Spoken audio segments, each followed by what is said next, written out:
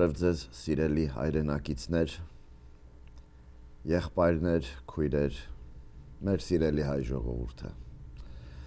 Փառք տանք այսօր էլ Աստծո, որ եւս մեկ հնարավորություն ընձեռնեց մեզ, որպեսզի խոսենք Աստծո ճշմարիտ ու հավիտենական խոսքի վրայով։ Տեսնենք, թե Աստված ինչ է ուզում հայտնել մեզ իր խոսքի միջոցով։ Ուրեմն անցյալ անգամ մենք խոսեցինք հին աշխարհի վերաբերյալ, այսինքն նախադամյան աշխարհի վերաբերյալ եւ այդ աշխարհի նախադամյան բնակիչների վերաբերյալ, որ այդ աշխարհը 100 միլիոնավոր տարիներ առաջ կործանվեց մեղքի պատճառով, որը մենք գտնում ենք Ծննդոց գրքի առաջի գլխում։ Տեսնենք ինչ ասում է Աստծո խոսքը։ Սկիզբեն Աստված երկինքն ու երկիրը ստեղծեց։ Հավիտենության մեջ Աստված սկիզբ դրեց։ Եվ սկիզբեն դեռ ոչինչ գոյություն չուներ, երկինք ու երկիրը ստեղծեց։ Եվ երկրորդ համարը։ Երկիրը անձև ու պարապ դարձավ, այսինքն մի բան կատարվեց, երկիրը կործանվեց, որից հետո անդունդի վրա խավար կար, Աստծո հոգին ջուրերի վրա կշարժեր, այսինքն աշխարհը կործանվեց, բայց քանի որ Աստված երկիր մոլորակը ստեղծել էր բնակության համար, Աստծո հոգին նորից կվերանորոգեր, կվերահաստատեր, որպեսզի բնակեցրեց, եւ ինչպես տեսանք բնակեցրեց երկինքը, երկիրը զարդարեց եւ Ադամ մարդը առաջին դրեց երկրի վրա։ Այս նույն խոսքերը մենք գտնում ենք Երեմիա մարգարեության մեջ 4-րդ գլխում, ինչպես Երեմիա մարգարեն է գրում. երկրին նայեցա եւ ահա պարապ ու անձև դարձավ, երկնքին նայեցա ու լույս չուներ, որովհետև արդեն կործանվել էր։ Լույս չուներ, որովհետև երկիր մոլորակը ամբողջությամբ թաղված էր ջրի մեջ մեծ ջրեղեղի պատճառով եւ լույսը չէր կարողանում թափանցել երկրի վրա։ Այո, կործանվել էր հին նախադամյան աշխարհը, բայց դեռ գոյություն ունեն այդ հին աշխարհից մնացած անմարմին չար ոգիները եւ դևերը, որոնք, ինչպես ասեցինք, մեծ ջրեղեղի պատճառով մեռան, այդ հին աշխարհի բնակիչները եւ կորցրեցին իրենց մարմինները, բայց նրանք իբրև անձ եւ անհատականություն եւ իբրև չար ոգիներ, որովհետեւ մեղք գործեցին եւ նրանց հոգիները պղծվեց, չար եւ պիղծ ոգիներ դեռ գոյություն ունեն, մինչև այսօր զարմանալի չթվա։ Ինչի համար, որովհետև մահը վերաբերվում է ուղղակի մարմնին, իսկ իրենց անձը եւ անհատականությունը եւ հոգին հավիտենական են, նրանք չեն մեռնում։ Ուրիշ խնդիր է, թե այդ հավիտենական անձը եւ հոգին իր հավիտենությունը որտեղ պիտի անցկացնի։ Աստծո ներկայության մեջ, թե ծծումբով այրված կրակի լճի մեջ, որտեղ պիտի անցկացնեն իրենց հավիտենությունը։ Օրինակի համար մենք կարդանք 2 Պետրոս, տեսնենք որոշ հրեշտակներ, ովքեր մեղք գործեցին, որտեղ պիտի անցկացնեն իրենց հավիտենությունը։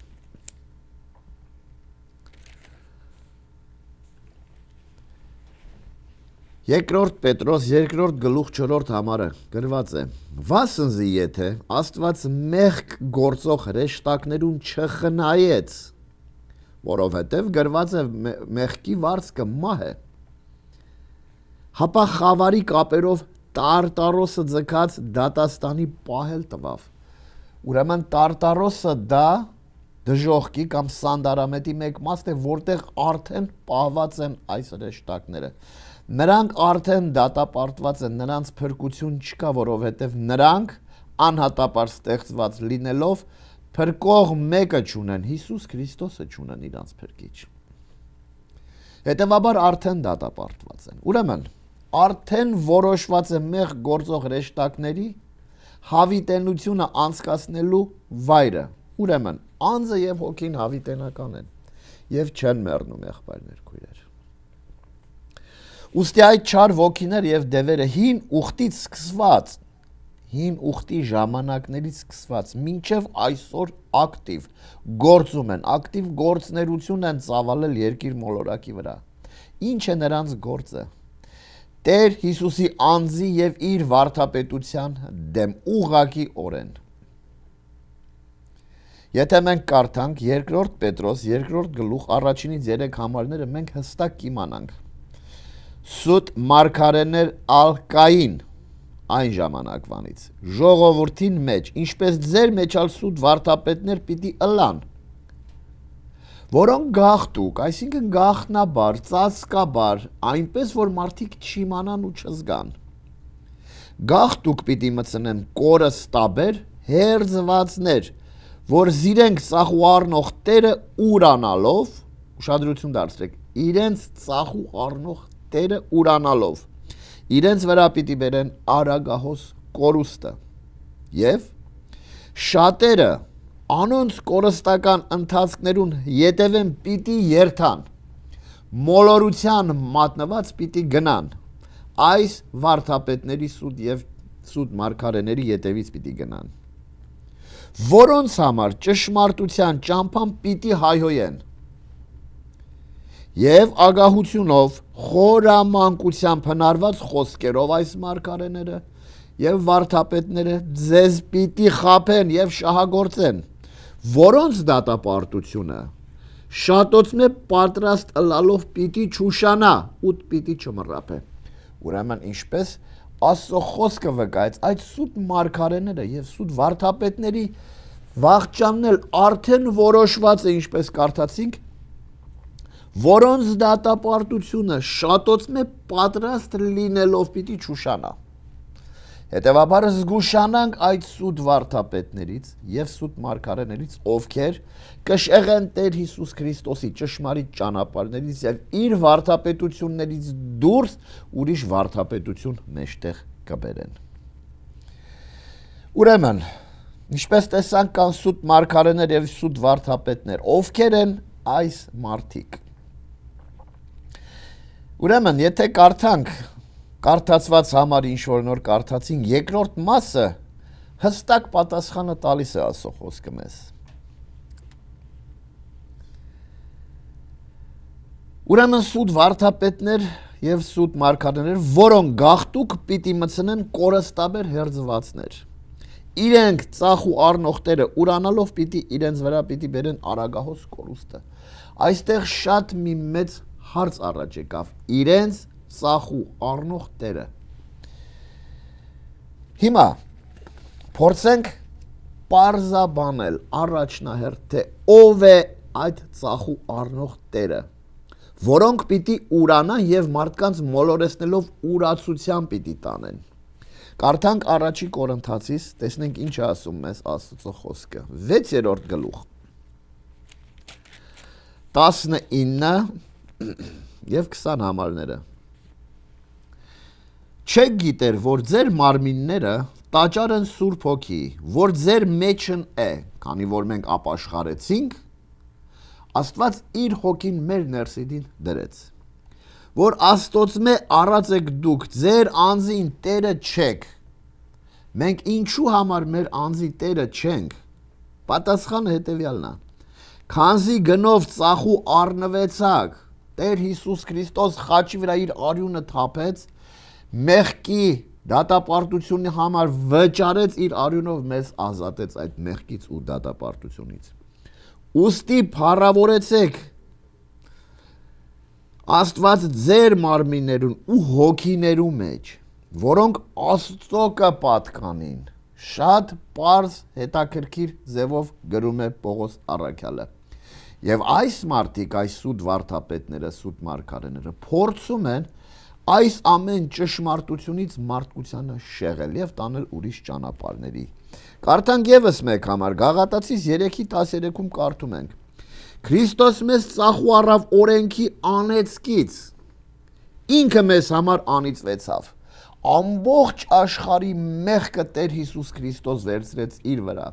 եւ խաչափայտի վրա գամեց ուղակի եւ մեր փոխարեն ինքը անեծք դարձավ։ Ուրեմն, ինչպես տեսանք, Տեր Հիսուս Քրիստոս ինքն էր մեզի ծախու առավ իր արյունով, իր սուրբ եւ անարատ արյունով, մեղքի ու օրենքի դատապարտությունից, քանի որ գրված է մեղքի վարձքը մահ է, մեզ ազատեց այդ ամենից։ Բայց գոյություն ունեն, ինչպես ասեցինք, սուտ մարգարեներ եւ սուտ վարդապետներ, որոնք իբրև տաճարի պաշտոնյաներ, հին ուխտի ժամանակ փարիսեցիները, այսօր Եհովայի վկաները, մորմոններ եւ տարբեր տեսակի շատ աղանդավորներ, մոլորված լինելով դևերի ուսմունքներից, այս մարդիկ սովորական մարդիկ են, բոլորիս նման, բայց նրանք մոլորված են դիվական ուսմունքներից, քանի որ նրանց մեջ գործողը այս աշխարհի իշխանն է, այս աշխարհի Աստծո հոգին է, այսինքն չաստվածի ոգին, սատանայի։ Եվ չար ու պիղծ ոգիների կորստաբեր վարդապետությունով լցված նրանք այս մարդիկ, այդ չար ոգիներով ամբողջությամբ գրաված են նրանք, գրված է խորամանկությամբ հնարված խոսքերով, պիտի շահագործեն, այսինքն պիտի խաբեն մարդկանց, ինչ ձևով խորամանկությամբ հնարված խոսքերով, այսինքն որը սուրբ գրային չի եւ սուրբ գրքից դուրս է եւ չի համապատասխանում Աստծո ճշմարտություններին։ Այսինքն մարդկանց պիտի մոլորության մեջ գցեն, գցելով մոլորության մեջ հեռացնեն ճշմարիտ Հիսուս Քրիստոսից միակ փրկչից, միակ ճանապարհից, որ Տեր Հիսուս ասեց. ես եմ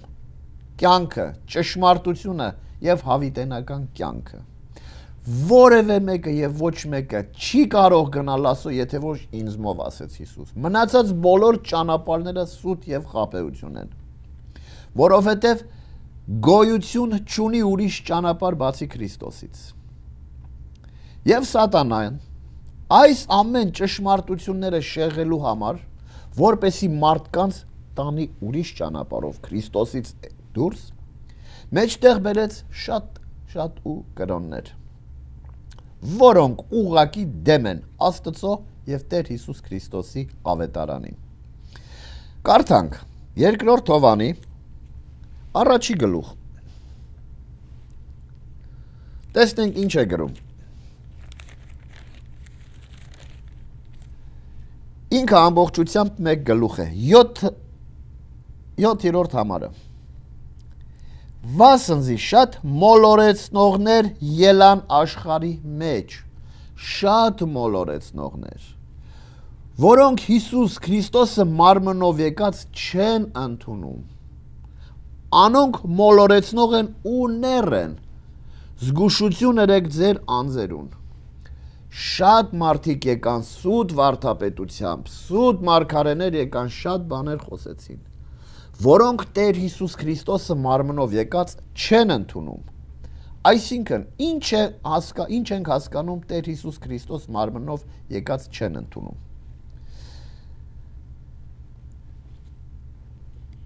Սատանան չի ընդունում Տեր Հիսուս Քրիստոս մարմնով հայտնված Աստծո կողմից որոշված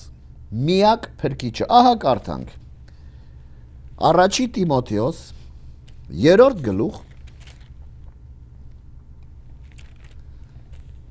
16 համարը կարդանք։ Հայտնապես մեծ է Աստված պաշտության խորհուրդը, այս խորհուրդ Աստվածը գաղտնիք է իրենից ներկայացնում։ Աստված պաշտության խորհուրդ։ Աստված մարմնով հայտնվեցավ, հոգիով արդարացավ, հրեշտակներուն երևցավ, հեթանոսներու մեջ քարոզվեցավ, մինչև այսօր քարոզվում է, աշխարհին ընդունվեցավ ու փառքով համբարձվավ։ Այս անձնավորությունը վերաբերվում է ուղղակի Տեր Հիսուս Քրիստոսի անձին։ Տեր Հիսուս ինքն էր, որ որպես միակ Աստված մարմնով հայտնվեց, խաչվեց եւ փառքով համբարձվավ։ Ուստի Աստծո խոսքը մեզ ուղակի զգուշացնում է։ Հոգին հայտնի կսե, հայտնապես կխոսի Աստծո հոգին, իր խոսքի ավետարանի միջոցով կխոսի մեզ։ Ահա ինչ է խոսում, մենք կարդում ենք։ Վերջին ատենները, մեկ քանիսները հավատքեն պիտի ապստամբեն։ Ապստամբել ինչ է նշանակում, հակառակվել։ Եվ մոլորեցուցիչ դևերի եւ ոգիների ուսմունքներին ուշադրություն պիտի ընեն։ Ստախոսներու կեղծավորությունով, որոնց խրճմտանքը խանձված է։ Ուրեմն ինչպես տեսանք, վերջին ժամանակները, որ հիմա մենք ապրում ենք այսօր վերջին ժամանակների մեջ, մեկ քանիսները պիտի ապստամբեն մոլորեցուցիչ դևերի եւ ոգիների ուսմունքների ուշադրություն պիտի դարձնեն։ Հիմա ովքեր են այս մեկ քանիս ասվածները, որոնք պիտի ապստամբեն, որոնց պատճառով այս մեկ քանիսների շատ ու շատ մարդիկ պիտի մոլորվեն եւ իրենց ստախոսությամբ պիտի գնան ուրիշ ճանապարհների, որը իրենց պիտի տանի ուղակի դժոխք։ Եթե մենք կարդանք երկրորդ Թեսաղոնիկեցիս երկրորդ գլխում, շատ հստակ կիմանանք, թե ով է այս, ովքեր են այս մոլորեցնողները։ 3-ից 9 համարները։ Ուրեմն ինչ են կարդում։ Չլա թե մեկը ձեզ խափե կերպովը, վասնզի այն օրը պիտի չգա, ապստամբությունեն առաջ, ու հայտնվի անօրենության մարդը կորստյան որդին։ Խոսքը վերաբերում է սատանայի որդու, Նեռի համար։ Ինքը իբրև ապստամբ պիտի հայտնվի։ Այն հակառակորդը հպարտացած ամենուն վրա, որ Աստված պիտի կոչվի կամ պաշտվի նեղության շրջանի ընթացքում, մինչև իսկ Աստծո տաճարի մեջ պիտի նստի այս ներկոչեցյալը, եւ ինքը իրեն ցույց տա իբրև Աստված։ Չեք իշեր, թե ձեր քովեի, Պողոս առաքյալն է ասում, այս բաները ձեզի կսեի։ Եվ հիմա դուք ինքնիրնեդ գիտեք, ինչ բան կարգիլ է, որպեսզի ինքը ատենին հայտնվի։ Արգելող մի բան կա, Սուրբ Հոգին եւ Աստծո եկեղեցին կարգելի։ Այն վարքյանին, որ Սուրբ Հոգին եկեղեցին երկինք կբարձրացնի Քրիստոսը դիմավորելու, այդ պահին ուղակի պիտի հայտնվի սատանայի որդին, Նեռը այս երկրի վրա իբրև համաշխարհային պետության, մեկ պետության ղեկավար կամ նախագահ։ Վասնզի անօրենության խորհուրդը արդեն գործե, արդեն գործում է այդ խորհուրդը։ Բայց այն, որ հիմա կարգիլ է, պիտի արգելի, մինչև ինքը մեջտեղից վերնա, ինչպես ասեցինք, եկեղեցին։ Ու ետքը պիտի հայտնվի այդ անօրենը, որ Տերը իր բերնի շունչով պիտի սպառե, իր գալուստի հայտնությամբ պիտի կորսնցնե։ Ուրեմն ինչպես տեսանք, եղբայրներ, քույրեր, այս հակառակորդները, այդ մեկ քանիս ասվածները սատանան է, իր որդին Նեռը եւ սուտ մարգարեն, որոնք իբրև շուկ այս 6000 տարի թագավորում են, այսինքն այս աշխարհի վրա իշխանություն ունեն, որը տրվեց իրանց, տրվեց ժամանակավորապես, իբրև շուկ գտնվում են հիմա իշխանության վրա, բայց իրենց իսկական իշխանությունը պիտի լինի ապստամբության շրջանի մեջ ենք հիմա, պիտի լինի նեղության շրջանին, այն ժամանակ հայտնապես 7 տարվա նեղության ժամանակ Նեռը պիտի թագավորի, այսինքն սատանան իր որդի միջոցով պիտի թագավորի եւ սուտ մարգարեի միջոցով։ Ահա ապստամբներ այս երեքը։ Բուն ապստամբությունը, ինչպես ասեցինք, պիտի լինի նեղության շրջանին, ոչ հիմա։ Այդ մեքանիզմները սատանան, Նեռը եւ սուտ մարգարեն են։ Այդ իսկ պատճառով Սատանան մեջտեղ բերեց շատ սուտ ու փուտ կրոններ եւ կրոնի առաջնորդներ, որպեսի իր որդու Նեռի ճանապարհը իբրև այս աշխարհի թագավոր պիտի դարձնի, այդ ճանապարհն է հարթում։ մեջտեղից վերցնելով Քրիստոսի անձը եւ նրա անունը, որպեսի կարողանա իր որդու համար թագավորություն պատրաստել։ Այսինքն, այն ապստամբության որդիները, որոնց մեջ գործում է Նեռի հոգին, այսօր գործում են Տեր Հիսուսի անձի եւ նրա ավետարանի դեմ։ Ինչպես Եփեսացիս թղթում են կարդում, ինչ է գրված. այս օդի իշխանության իշխանին ուզածի պես այն ոգին, որ հիմա ապստամբության որդիների ներսին կներգործե, ամբողջ աշխարհը այսօր գտնվում է սատանայի իշխանության տակ։ Եվ ովքեր, որ Տեր Հիսուս Քրիստոս իրենց Տեր ու Փրկիչ անձնական չունեն, նրանք ինքնաբերաբար ուզում են թե չէ, հավատում են թե չէ, նրանք գտնվում են սատանայի իշխանության տակ։ Եվ նրանց մեջ գործում է սատանայի ոգին եւ ոչ թե Աստծո ոգին։ Ուրեմն ինչու՞մն է կայանում այս Նեռի ոգիով լեցված այս սուտ ու փուտ մարգարեների եւ վարդապետների միակ փափակը կամ առաքելությունը այս ժամանակավոր շրջանի մեջ, որ իրենց տրված է։ Մարդկանց մեջ սերմանել, ուրանալ, ուղղակիորեն ուրանալ Տեր Հիսուս Քրիստոս, որ իբրև Աստծո որդի աշխարհ եկավ, մեր բոլորիս մեղքի եւ հանցանքների համար, եւ խաչի վրա իր թափած արյունով մեզ ծախու առավ մեղքի դատապարտությունից եւ դժոխքից, որից հետո ծծումբով այրված կրակի լճից։ Հետևաբար, ով է կանգնած այս ամենի ետևում, ով է հեղինակը այս ամենի, այս կործանարար գործի եւ կործանարար վարդապետությունների, որ ինքը մեջտեղ բերեց տարբեր տեսակ կրոնների միջոցով։ Առաջին Հովանի 2-րդ գլխում կարդում ենք 18-26 համարները։ 18 համարը կարդամ։ Որդյակներ, վերջին ժամանակն է, ու ինչպես լսեցիք, նեռը պիտի գա։ Եվ արդեն շատ նեռեր եկած են, ատկեք իմանանք, թե վերջին ժամանակն է, ինչ նեռերի մասին է խոսքը։ Եթե մենք ուշադրություն դարձնենք ամբողջ աշխարհի պատմության, ապա պիտի տեսնենք նեռի ոգիով եկած շատ մարդիկ, Հիտլեր, Ստալին, Լենին, Նապոլեոն եւ այլն, որոնք ուղակի կործանարար բնույթով եկան համաշխարհային պատերազմների միջոցով միլիոնավոր մարդկանց իրանք մահվան մատնեցին։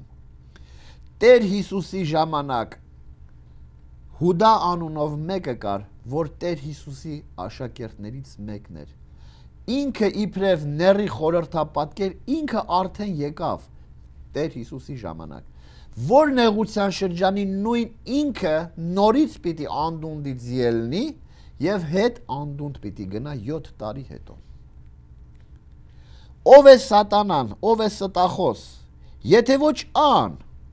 որ կուրանա թե Հիսուսը Քրիստոսն է, սատանան է, որ ինքը ուրանում է, չի ընդունում, հակառակ է կենում, որ Հիսուսը միակ փրկիչն է, միակ մեսիան է, միակ փրկիչն է ու միակ կյանքն ու հավիտենությունն է ինքը։ Անիկա է նեռը, որ կուրանա հայրն ու որդին, այսինքն ամեն ով որ կուրանա որդին, անիկա հայրն էլ չի ընդունիր, ով որ որդին չի ընդունի, հայրը չի ընդունի, ով որ հայրը չի ընդունի, ինքնաբերաբար որդին էլ չի ընդունի։ Ուրեմն ինչպես տեսանք, այս ամենի հեղինակը սատանան ինքն է, որը իր զորքը եղող չար հրեշտակների, չար ոգիների եւ չար դևերի հետ միասին լեցված են ուղիղ, լցված ուղղակիորեն մեծ ավերիչ կորստաբեր գործի։ Ինչպես կարդացինք 2-րդ Պետրոս 2-րդ գլուխ 1-ից 3 համարներում։ Սուտ մարգարեներ էլ կային ժողովրդի մեջ, ինչպես ձեր մեջ էլ սուտ վարդապետներ պիտի լինեն, որոնք գաղտուկ պիտի մտցնեն, կորստաբեր հերձվածներ։ Ու իրենց ծախուառնողները պիտի ուրանան, իրենց վրա պիտի բերեն արագահոս կորուստը։ Սուտ վարդապետներ, նեռի ոգիով լեցված, մոլորված, չար ոգիներից եւ դևերից ամբողջությամբ խապված ու գրավված, Հավատացյալի կերպարանքով կամ հավատացյալի կերպարանք հակած զգեստներով գաղտուկ կամ անտեսանելի ձևով եկեղեցիներից ներս կամ դռնեդուր ընկած, ինչպես Եհովայի վկաներ, այսինքն Ռասլի վկաները կանեն, մարդկանց կբռնեն եւ նրանց կհափշտակեն ուղղակի իրենց սուտ վարդապետությամբ։ Այսինքն կորստաբեր հերձվածներ կմցնեն, որոնք ուղղակիորեն հասկանում են Աստծո ճշմարիտ խոսքին եւ տանում են հակառակ են կենում Աստծո ճշմարիտ խոսքին ու տանում են ուրիշ ճանապարհների վրա։ Հիմա մենք արդեն կարդացինք կորստաբեր հերձվածներ։ Ինչ ենք հասկանում կորստաբեր հերձվածներ ասելով։ Պարզաբանում մտցնենք, որ ավելի հասկանալի լինի։ Պառակտություն, տարաձայնություն, անմիաբանություն, աղանդավորություն, օտարաբանություն, այսինքն այն ամենը, ինչ որ սուրբ գրքից դուրս, չարադավանություն, դավանություն են բերում մեջտեղ, որը ուղակի սատանայի ոգիով կլինի, որը հակառակ է Աստծո ճշմարիտ խոսքին։ Մի խոսքով ուրանալ ծախ ու առնողները Հիսուս Քրիստոսը միակ փրկիչը։ Նրանց ամենամեծ փափագը հեռացնել Հիսուս Քրիստոսից, որովհետև Հիսուս ինքն է իբրև Աստծո որդի, որ եկավ աշխարհ եւ մարդկության փրկության համար խաչվեց։ Հետևաբար սատանան սխալ վարդապետություններ է բերում, որոնք տանում են մարդկանց դեպի կորուստ։ Որոյի համար Տեր Հիսուս Քրիստոս ուղղակի այդ փարիսեցի ասվածներին մեջ բերենք նրանց, այդ պատճառով ուղղակի հանդիմանեց կեղծավոր փարիսեցիներ ասելով։ Ինչ էր գրված Մատթեոս ավետարանում։ Կարդանք միասին, տեսնենք Տեր Հիսուս ինչպես հանդիմանեց նրանց։ Մատթեոս 23:13 համարում ենք կարդում։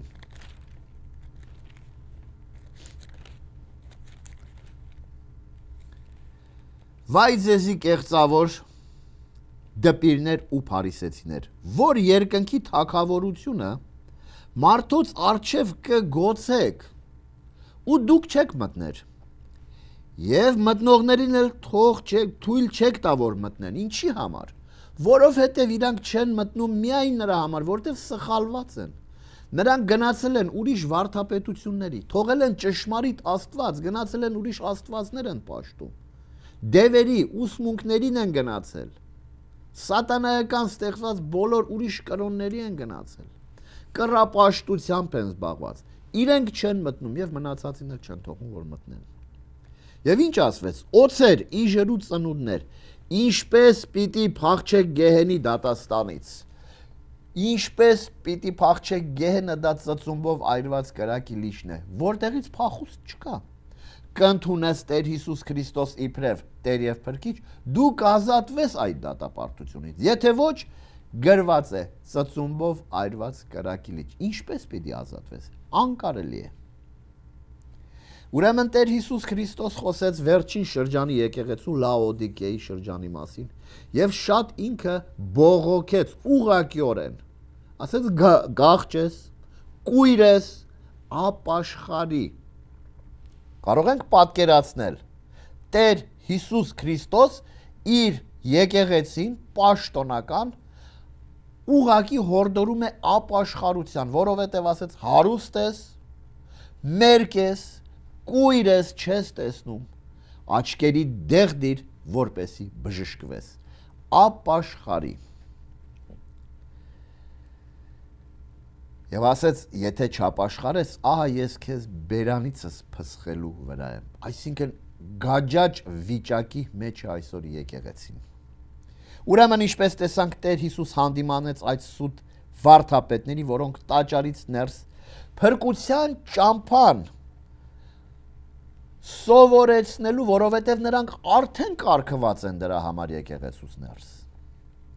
Ցույց տալու փրկության ճանապարհը, դրա փոխարեն ինչ են անում, մարդկանց տանում են ուղղակի մոլորության։ Ինչպես գրված էր, ինչպես կարդացի 2-րդ Պետրոսում, իրենց ծախու առնողները կուրանան։ Այսօր եկեղեցիներից ներս Տեր Հիսուս Քրիստոսի անձից վարդապետություն ամեն բան քարոզվում է, ամեն բան պաշտվում է, բացի Հիսուս Քրիստոսից։ Ուրեմն ինչպես տեսանք Սատանան եւ իր զորքը արդեն դատապարտված են, բայց նրանք շատ հստակ գիտեն, որ փրկություն չունեն։ Բայց քանի որ անօրենը բնությամբ ինքը չար է, ստության հայրը, առաջին մարդասպանը եւ անհնազանդ է, հետեւաբար ինքը փորձում է ինչքան կարող է մարդկանց իրենց ետևից տանել դեպի դժոխք։ Եղբայրներ եւ քույրեր, երբ Աստծո ստեղծված այդ քերովբեն, Արուսյակը, որը կատարյալ ստեղծվեց, ինքը համարվում էր կատարելության կնիքը, այդ Արուսյակը, ինչ պատահեց, ինքը մեղք գործեց, եւ ինչ դարձավ Սատանա, դարձավ հակառակորդ, եւ դուրս ձգվեց Աստծո լեռից երրորդ երկնքից, իր հետ տանելով հրեշտակների երրորդ մասը։ Ուղղակիորեն մենք կարդանք։ Ուրեմն Եզեկիել մարգարեության մեջ մենք կարդում ենք, սկզբից կարդանք Եսայի։ Եսայի 14-րդ գլուխը, տեսնենք ինչ է գրված այստեղ։ Ով արտուն ծագող Արուսյակ, սա այդ քերովբեն էր, որը կատարյալ ստեղծվեց։ Ինչպես երկինքեն ինկար, ու մինչև գետինը կործանեցար։ Դուն որ ազգերը նկուն կնեիր, այսօր ինքը իբրև այս աշխարհի իշխանը, ինքը թագավորություն է անում, իշխանություն է անում ամբողջ երկիր մոլորակի վրա, անտեսանելիորեն։ Բայց մարդկանց վրա տեղեկություն չկա, մարդիկ խաբար չեն, թե իրենց գլխին ով է իշխան եւ ինչ ճանապարհով է տանում իրենց։ Դու սրտիդ մեջ ասած էիր, երկինք պիտի ելնեմ, ու իմ աթոռս Աստծո աստղերեն վեր պիտի բարձրացնեմ։ Այսինքն Սատանան ուղղակի ուզեց Աստծուց վերև ինքը իրեն տեսնել։ Հափշտակվեց, հափշտակություն սեպեց, որպեսի իր աթոռը բարձր տնի։ Եվ ժողովի լեռը հյուսիսի քովերը պիտի բնակի, ամպերու, բարձրություններու վրա պիտի ելնեմ, բարձրելուն պիտի նմանվեմ։ Սա այն կատարյալ քերովբեն էր, որը ստեղծված էր Աստծո ձեռքով։ Բայց ահա դժոխքը կիշնես, ինչի համար։ Գուբին խորունգ տեղերը, որովհետև հպարտացավ, անհնազանդություն գործեց, քանի որ ուզեց Աստծուց բարձր տեղ գրավի։ Քեզ տեսնողները քու վրա պիտի զարմանան ու քեզ նայելով պիտի ասեն. այս այն մարդն է, որ երկիրը կսասաներ, թագավորները կդողացներ, աշխարհս անապատ կդարձներ։ Ահա այս մարդը, որ այդքան իբրև ինքը Աստծո լեռան վրա մեծ քերովբե, որ հրեշտակներին ինքը կտաներ Աստծո առջև պաշտամունքի, ահա երկնքից մինչև երկիր ձգվեց։ Եզեկիել 28-րդ գլուխ, 6-ից 10 համարները։ Այսօր համար Տեր Եհովան այսպես կսե, որովհետև դուն քու սիրտդ Աստծո սրտին տեղ դրիր, այսօր համար ես քու վրատ օտար ազգերու բռնապետներ պիտի բերեմ, անոնք քու իմաստությանդ գեղեցկությանը վրա սուրերնին պիտի քաշեն, որովհետև ինքը գեղեցիկ էր, իմաստուն էր, ու քու վայելչությունդ պիտի ապականեն, քեզի կուբը պիտի իջեցնեն, ու ծովու մեջտեղը վիրավորներու մահով պիտի մեռնես։ Եղբայրներ, քույրեր, հրեշտակները անմահ են, բայց նրանք էլ ունեն մարմին,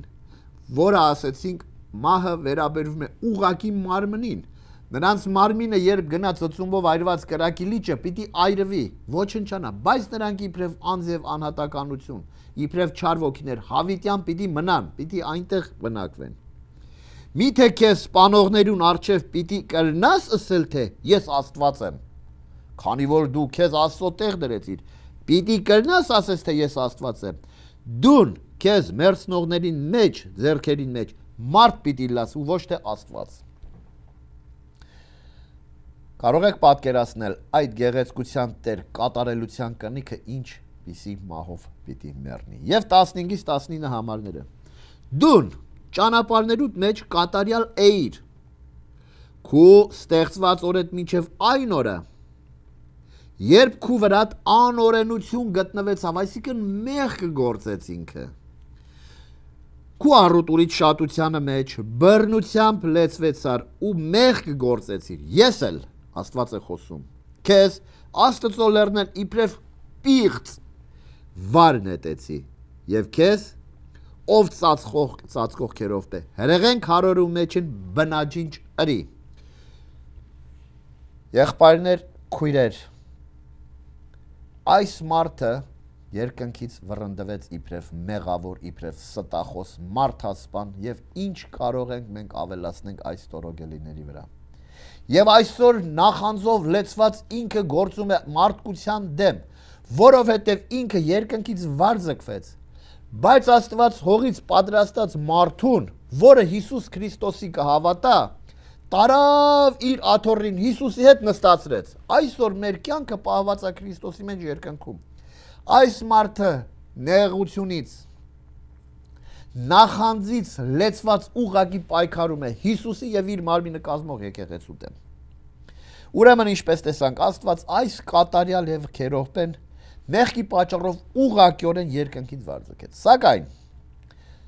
ինչպես ասեցինք, վարձակվեցի նաեւ հրեշտակների երրորդ մասը, որոնք նորից մեղանչելով սատանայի ետևից գնացին։ Կարդանք Հայտնության գրքից, տեսենք ինչ է ասում Հովանե առաքյալը մեզի։ 12-րդ գլուխ 3 համարը։ Երկնքի մեջ ուրիշ նշան մը եղավ։ Եվ ահա մեծ շառագույն վիշապ, սա սատանան ինքն է, որ 7 գլուխ ուներ, 10 եղջյուր ուներ, եւ իր գլուխներու վրա 7 տակ։ Անոր պոչը երկնքի աստղերին երրորդ մասը քաշեր ու զանոնք երկրի վրա ձգեց։ Կարող ենք պատկերացնել, ինքը երկնքից վարձակվեց եւ իր հետ քաշելով հրեշտակների երրորդ մասը։ Ուրեմն այս կարդացված համարը, որ մենք կարդացինք, սա վերաբերում է ուղղակի նեղության շրջանի եւ երկնքում նեղության շրջանի երկրորդ կեսին պատերազմ եղավ երկնքում։ Սատանան իր հրեշտակների իր զորքերի հետ, Միքայել իր հրեշտակների հետ պատերազմեցին եւ սատանան անկարող պիտի լինի եւ անկարող եղավ դեմ դնելու եւ երկնքից երկիր ձգվեց, որովհետեւ այսօր իր բնակության վարը երկրորդ երկինքն է, աստղային շրջանը, օդի շրջանը, այնտեղից ինքը վռնդվեց մինչև երկրի վրա։ Բայց մինչև նեղության շրջանը կսկսի սատանան իր զորքի հետ միասին, ինչպես ասեցինք, զբաղված են մարդկանց մոլորեցնելով շեղելու ճշմարիտ ճանապարհներից։ Ուրեմն Տեր Հիսուս Քրիստոս մի առակ պատմեց, Սերմնացանի առակը պատմեց։ Այս առակը ուղղակի ցույց է տալիս, թե ինչպես հրեշտակների երրորդ մասը հետևեցին սատանային մոլորվելով։ Այս առակը ցույց է տալի նույն ձևով մարդկության երրորդ մասը նույն ձևի մոլորվելով սատանայի հետևից պետք է գնա։ Կարդանք միասին Ղուկաս ավետարանից 8-րդ գլուխ 4-ից 7 համարները 8-րդ գլուխ Սերմ ցանողը ելավ իր սերմը ցանելու։ Ցանած ատերը մեկ քանիսները ճամփուն քով ընկան եւ ոտքի տակ կող կրտվեցան եւ երկնքի թռչունները կերան զանոնք։ Ուրիշներ ապառաժի վրա ընկան ու բուսածին պես չորացան հողին հյութ չունենալու պատճառով։ Եվ ուրիշները փուշերու մեջ ընկան ու փուշերը անոնց հետ բուսելով խեղտեցին զանոնք։ Եվ ուրիշները աղեք հողի մեջ ընկան ու բուսելով հարյուրապատիկ պտուղ տվեցին։ Երբ այս բաները կսեր կաղակեր, ան որ լսելու ականջ ունի, թող լսի։ Եղբայրներ, քույրեր, այս առակը պատմեց, որից հետո Տեր Հիսուս Քրիստոս ինքը մեկնաբանեց, ինչ է նշանակում առակը։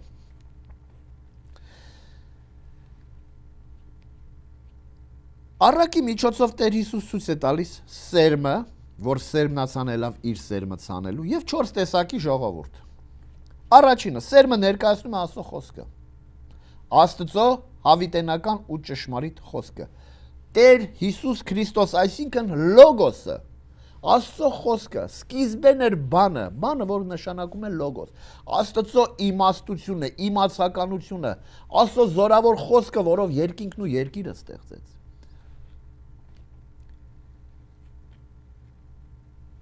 Տեր Հիսուս Քրիստոսի իբրև ծորենի հատ, մեկ հատիկ, երկնքից եկավ մինչև երկիր։ Կարդանք Հովանի 6-րդ գլուխ, տեսնենք ինչ է գրված այնտեղ։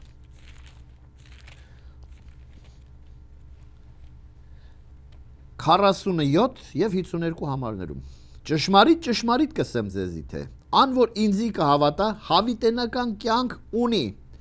ես եմ կենաց հացը։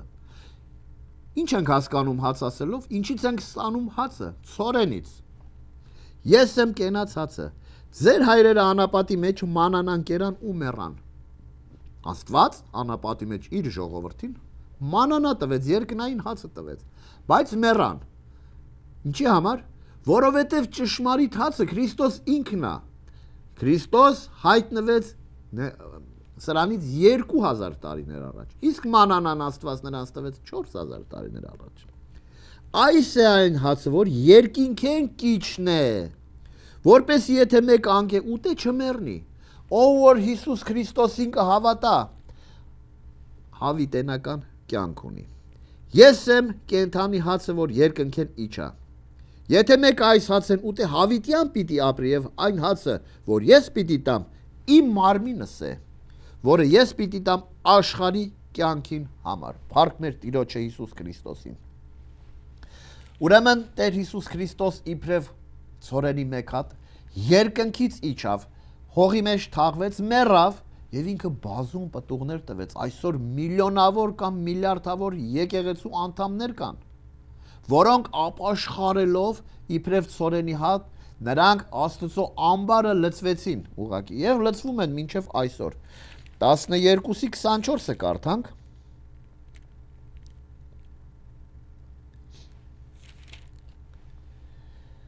Ճշմարիտ կսեմ ձեզի, եթե ցորենի հատը հողին մեջ ճինալով չմեռնի, ինքը մենակ կմնա։ Հիսուս եկավ եւ մեռավ, եթե չմեռնի մենակ կմնա, բայց Հիսուս մեռավ։ Բայց եթե մեռնի, շատ արդյունք կբերի։ Հետևաբար ինքը ցորենի հատ որպես եկավ, հողի մեջ թաղվեց եւ բազում պտուղներ տվեց, այսօր եկեղեցին մեջտեղն է։ Ուրեմն իբրև սերմ Տեր Հիսուս ցորենի հատ երկնքից իջավ։ Եվ մենք գիտենք, որ Աստծո խոսքը ներկայացնում է Հիսուս Քրիստոսը, իբրև ցորենի հատ։ Ուրեմն կարդանք մեկնությունները։ Առաջինը Ղուկաս 8-րդ համարը, տեսնենք ինչ է ասում։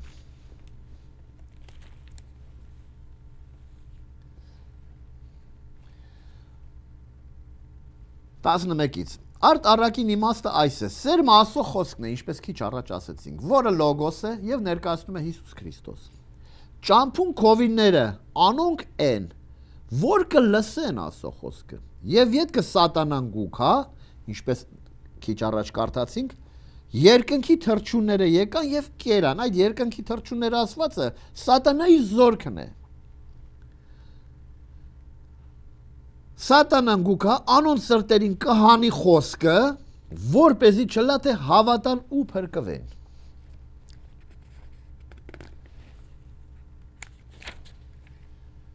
Ուրեմն մարդիկ Աստծո խոսքը կլսեն, բայց քիչը մինչ այդ խոսքը իրենց մտքերի մեջից, քանի որ լսել են, կիշներ իրենց սրտերի մեջ, որպեսզի պտուղ տար, որին հավատալով պիտի տաներ վերստին ծնունդի այդ խոսքը, սատանան մինչև այդ հավատալը կգա, այդ խոսքը կհափշտակի մարդկանց մեջից, որպեսի չլնի թե հավատան։ Այսինքն, այն հավիտենական խոսքը, որը լսելով պիտի հավատքի գային, այդ կյանքի, այդ կենարար խոսքը, սատանան կհափշտակի, արմատախիլ անելով կհանի իրենց մեջից, եւ կմնան անպտուղ այդ մարդիկ։ Եվ մարդիկ սատանայից մոլորված կմնան անհավատության մեջ, որը իրենց պիտի տանի ուղակի դժոխք։ Բայց առաջի Հովանի 2:28-ում կարդում ենք հետևյալը. բայց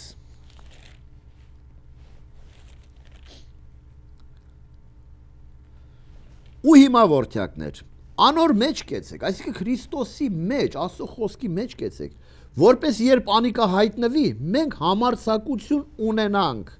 ու անկե չամաչենք իր գալու ատենը։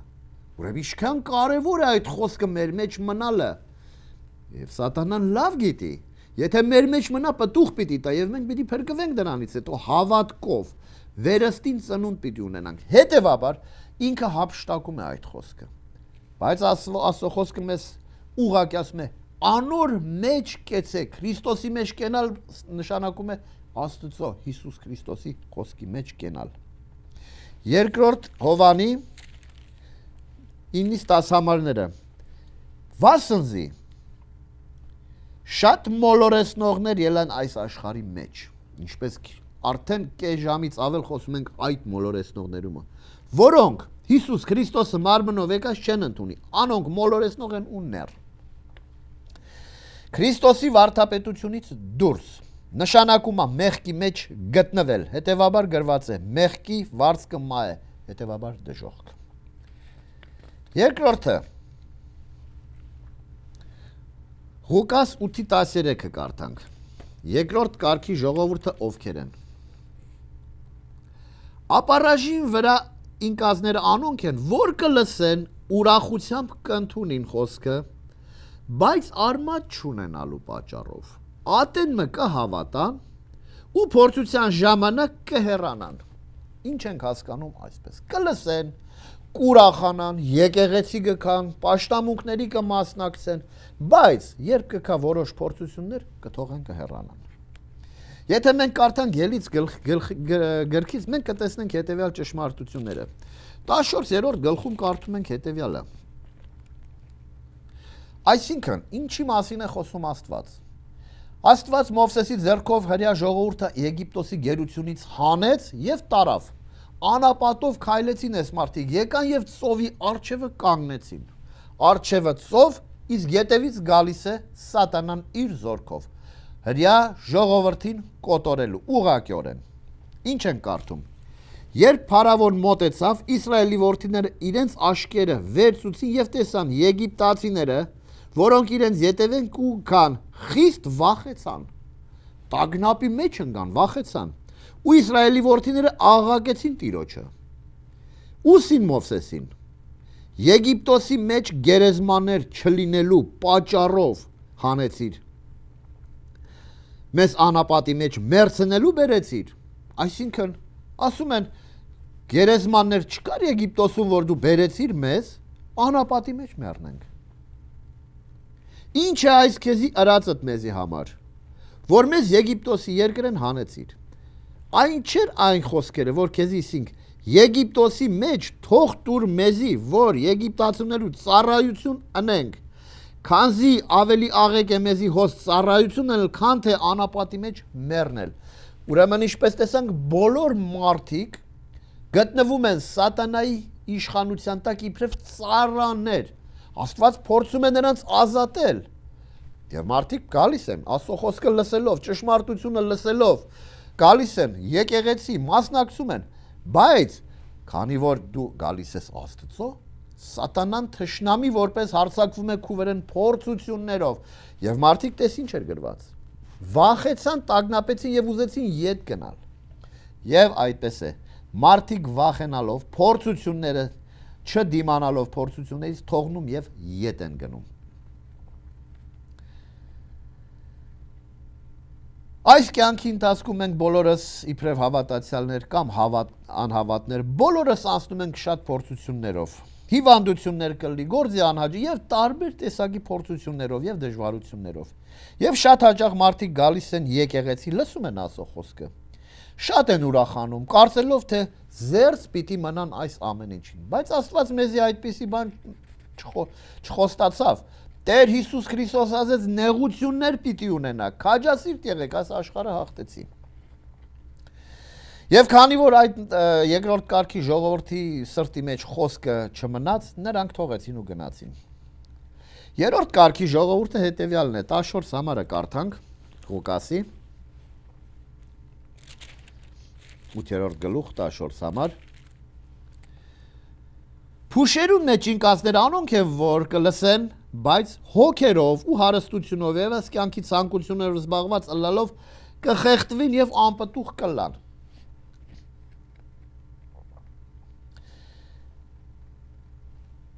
Ինչպես տեսանք, երրորդ կարգի մարդիկ ոչ միայն հոգերից դրդված կհեռանան, հապա հարստության խաբեությունով, աշխարհային ցանկություններ, հարստություն, այս ամենից դրդված կխեղդվեն, այսինքն այս ամեն հոգերը կբարձրանան եւ Աստծո խոսքը կխեղդեն իրենց սրտի մեջ, որտեղ նրանք փոխանակ Աստծո խոսքին հետևելու, զբաղված են աշխարհային ցանկություններով, դրամա հավաքությամբ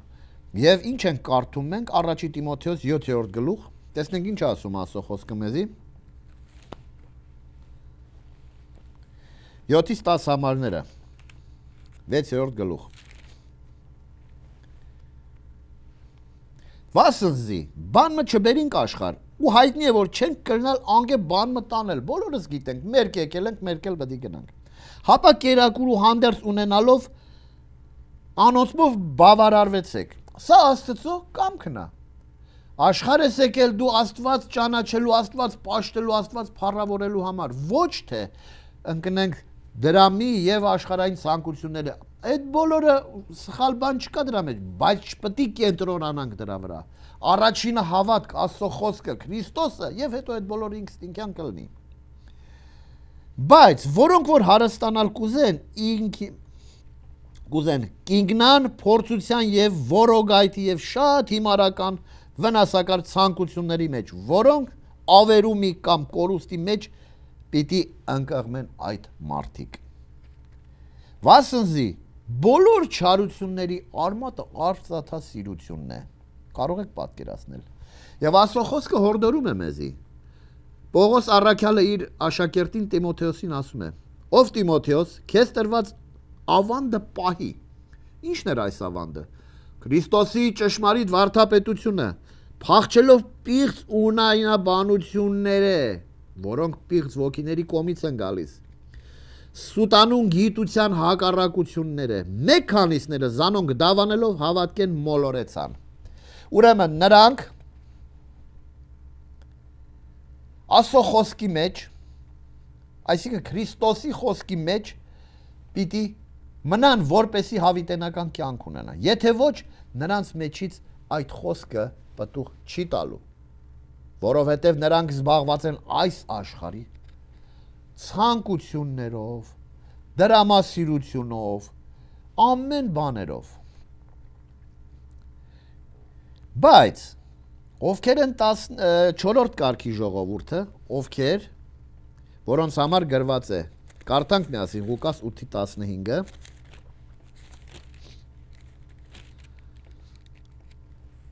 իսկ աղեք հողի մեջ ցանված անոնք են, որ բարի եւ հոժար սրտով լսելով խոսքը կընդունին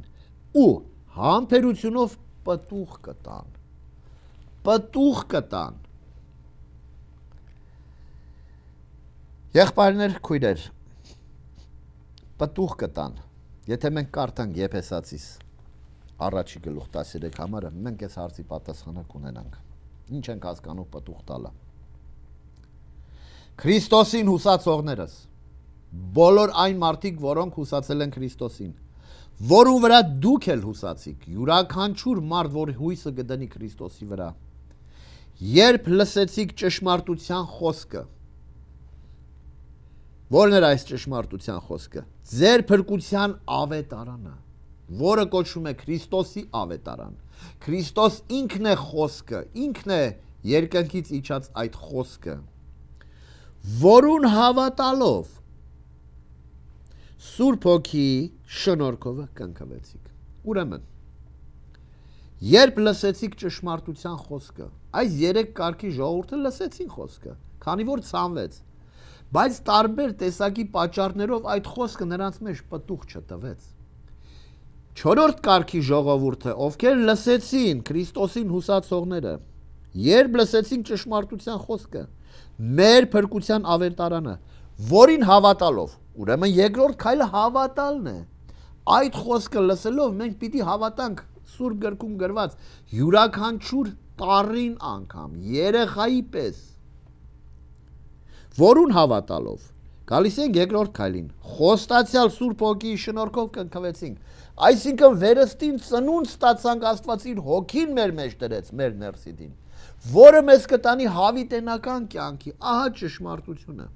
Եվ այս հերթականությունը մենք երբեք չենք կարող փոխել։ Սկզբից կլսենք Աստծո խոսքը, կհավատանք, որին կհետևի արդեն Սուրբ Հոգիի կնիքով կնքվել։ Ուրեմն ինչպես տեսանք ամփոփելու համար եղբայրներ քույրեր, այս աշխարհի աստվածը Սատանան, չաստվածը, իր չար ոգիների, դևերի, իր չար հրեշտակների հետ միասին լեցված են մեծ գործի, խաբեությունով մոլորեցնել մարդկանց Քրիստոսի ճշմարիտ վարդապետությունից շեղվելու։ Ինչպես հրեշտակների երրորդ մասը գնացին Սատանայի ետևից, առակի միջոցով մենք տեսանք, որ մարդկության երրորդ մասն էլ խաբնված, մոլորված լինելով պիտի գնա սատ արդեն գնում են։ Հետևաբար, Աստծո խոսքը մեզ ասում է. կյանքը եւ մահը դրեցի քո առջև։ Կյանքը ընտրի, որպեսի ապրես։ Սիրելի եղբայրս քույրս, ո՞րն ես ընտրում։ Քու կամքով։ Ընտրությունը քուն Աստված քո առջև է դրել, կյանք եւ մահ։ Դու ինքդ պետք է ընտրես։ Աստված խորհուրդ է տալիս. կյանքը ընտրի, որպեսի ապրես։ Կյանքը ընտրել նշանակում է ընտրել, ընդունել, հավատալ Տեր Հիսուս Քրիստոսի իբրև անձնական Տեր եւ Փրկիչ։ Սա է կյանքը ընտրել։ Այն պահին, որ Տեր ու Փրկիչ կընդունես Հիսուս Քրիստոսը, այդ պահին դու կդառնաս Աստծո որդի, անոնք, որոնք զինքը ընդունեցին, այսինքն Հիսուս Քրիստոսը։ Աստված անոնց իշխանություն տվեց Աստծո որդիներ կոչվելու։ Ահա ճշմարտությունը։ Ընդունիր Հիսուս Քրիստոսը եւ պիտի փրկվես։ Աստված օրհնի իր խոսքը եւ ձեզանից յուրաքանչյուրին ամեն։ Եթե Տերը կամենա, հնարավորություն ստեղծի մեզ համար նորից, կշարունակենք նյութը, ծավալուն նյութ է եւ շատ հետաքրքիր նյութ է։ Ստեսություն ձեզ։